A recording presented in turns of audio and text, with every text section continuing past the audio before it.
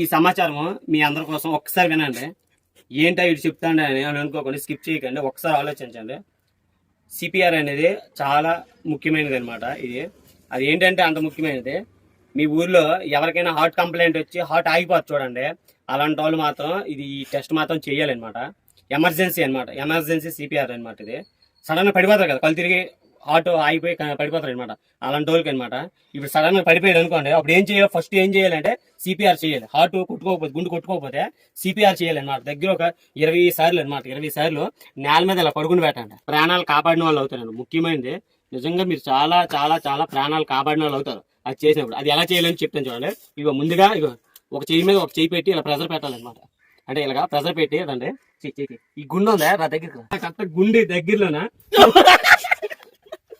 20 సార్లు అనమాట ఇలా ప్రెజర్ పెట్టాలి. అలాగా ప్రెజర్ పెట్టాలి.